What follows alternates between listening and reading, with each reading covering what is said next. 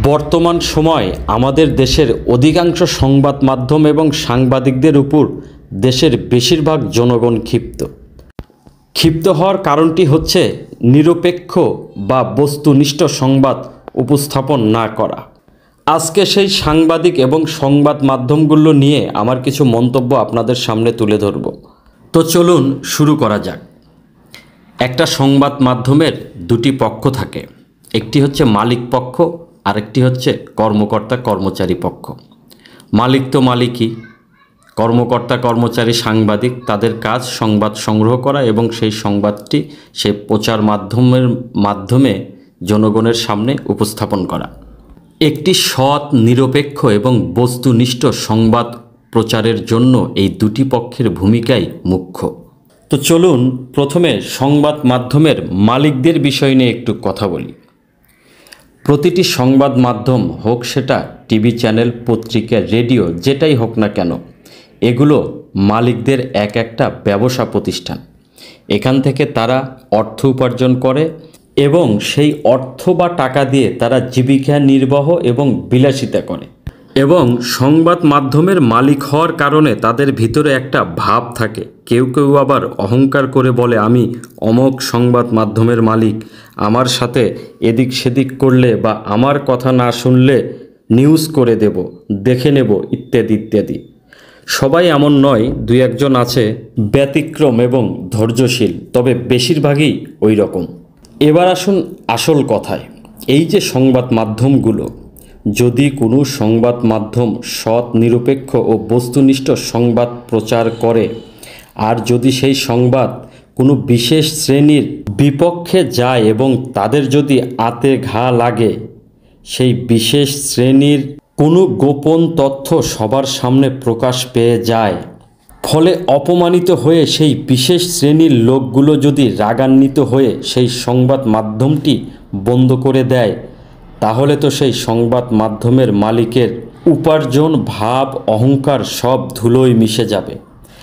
আর সেই বিশেষ শ্রেণীর লোকগুলোর রাগ যদি একটু বেশি হয়, তাহলে কি হতে পারে একটু ধারণা করে নিন।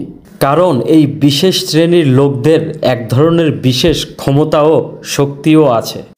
এই ভয়ে সংবাদ মাধ্যমের মালিকেরা নিজেদের বাঁচাতে সেই বিশেষ শ্রেণীর লোকদের সাথে তাল মিলিয়ে চলে।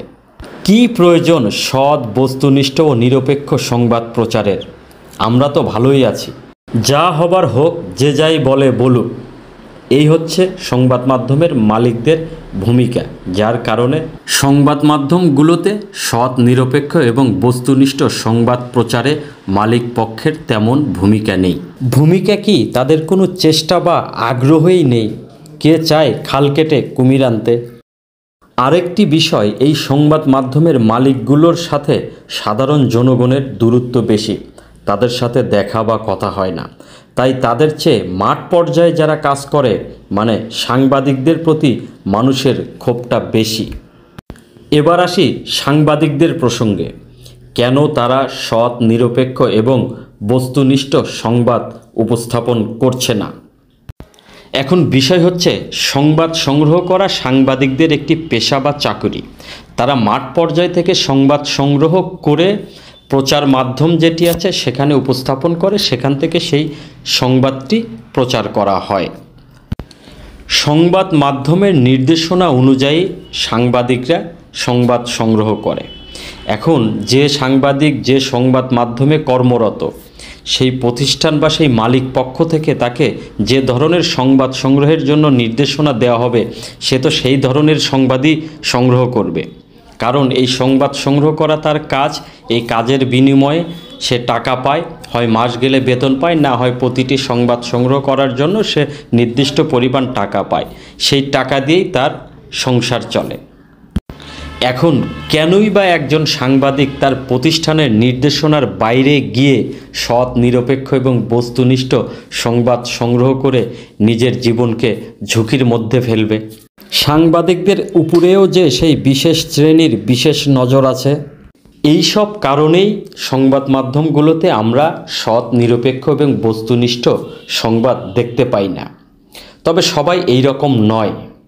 অনেকেই আছে যাদের বিবেকবোধ আছে, আত্মমর্যাদা আছে, ব্যক্তিত্ববোধ আছে।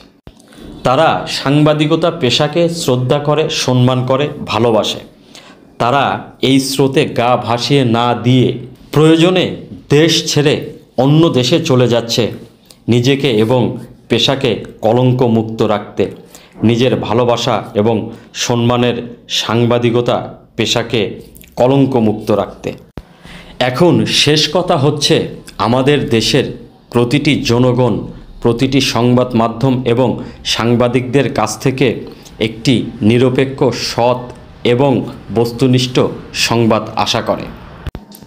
যদি আমাদের দেশের প্রতিটি সংবাদ মাধ্যমের মালিক ও সংবাদকর্মীরা নিজেদের বিবেককে জাগ্রত করে একসঙ্গে সত্যের পথে ঘুরে দাঁড়ায়, তাহলে সংবাদ মাধ্যমের এই কলঙ্কিত অধ্যায়ের সমাপ্তি হবে। সংবাদ মাধ্যমের মালিক ও সাংবাদিকদের উদ্দেশ্যে বলবো, আপনারা নিজেদের বিবেককে প্রশ্ন করুন ও সত্যের পথে ঘুরে দাঁড়ান। তাহলে বদলে যাবে সব, আলোকিত হয়ে উঠবে চারপাশ। দর্শক, অনেক কথা বললাম। কেউ হয়তো আমার সঙ্গে একমত হবেন, আবার অনেকেই হয়তো দ্বিমত পোষণ করতে পারেন। আপনারা আপনাদের মন্তব্য জানাতে পারেন। তো এই মুহূর্তে চলে এসেছি তালগাছি বাজারে, সিরাজগঞ্জ জেলার শাহজাদপুর উপজেলার বিখ্যাত তালগাছি বাজার। এখান থেকে চলে যাব বগুড়ায়, একটু চা পানের বিরতি। দর্শক, ভিডিওটি আজকে এখানেই শেষ করছি। পরবর্তী ভিডিও দেখার আমন্ত্রণ জানিয়ে বিদায় নিচ্ছি। ভালো থাকবেন, ধন্যবাদ।